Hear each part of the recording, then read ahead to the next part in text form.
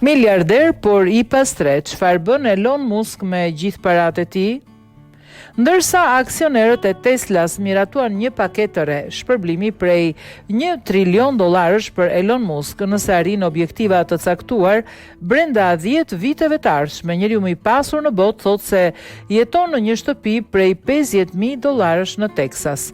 Pavarësisht pasurisë personale që ka tejkaluar çdo rekord historik, Elon Musk këmbgul se rutina e tij ditore është larg imazhit të një miliarderi tradicional. Në vitin 2021 ai zbuloi se jeton në një shtëpi të vogël të prefabrikuar me vlerë $50,000 pranë instalimeve të SpaceX në jug të Texasit. Është disi e mrekullueshme, kishte thënë atëherë, duke shpjeguar se nuk I nevojitet asgjë më shumë. Ishte dashura e tij Grimes me cilën ka 2 fëmijë. I kishte thënë Vanity Fair në 2022 se nuk jeton si miliarder, ndonjëherë jeton nën kufirin e varfërisë. Kishte thënë ajo, duke zbuluar se kishte refuzuar të blinte një dyshek të ri, edhe pse I vjetri kishte vrim.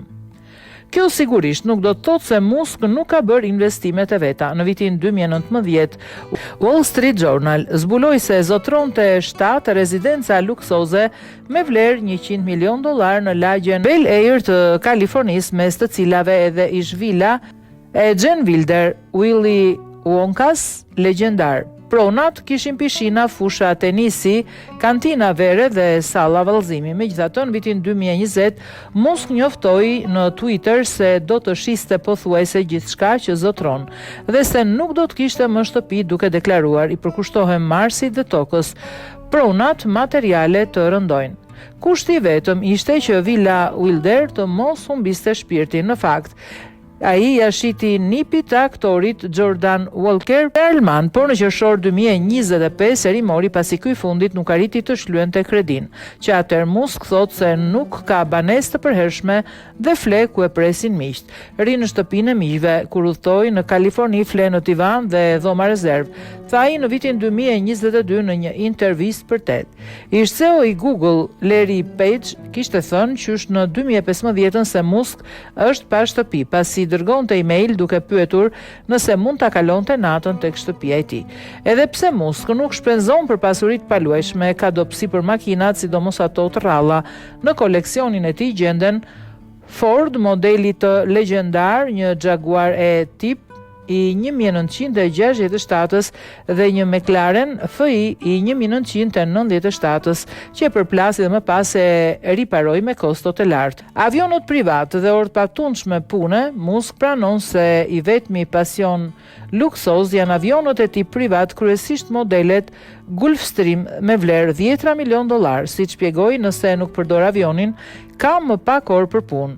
Me to lëviz mes instalimeve të Teslas dhe SpaceX në Shtetet e Bashkuara të Amerikës, por edhe në destinacione ndërkombëtare. Pavarësisht kritikave për sjelljen, Musk ka dhuruar miliarda dollar në aksione përmes fondacionit të tij, Musk Foundation. Megjithatë, sipas New York Times, veprimtaria konsiderohet jo konsistente dhe pjesërisht vetjake, pasi shumë dhurime ishin lidhen me biznesin e tij dhe lehtësira tatimore. Vetë ai u shpreh se e sheh bamirësi ndryshe. Nëse bamirësia është dashuri për njerëzimin, atëherë bizneset e mia janë bamirësi, deklaroi ai në vitin 2022. Tesla përshpejton energjinë e qëndrueshme, SpaceX siguron mbijetesën afatgjatë njerëzimit, Neuralink përpiqet të shërojë dëmtimet cerebrale. Elon Musk, njeriu që mund të blinte një vil të re çdo ditë për 250 vite të ardhshme, vazhdon të projektojë imazhin e një miliarderi jo konformist që fle në divan dhe ëndëron Marsin. Për disa është vizionar, për kritikët një manjat I paparashikueshëm.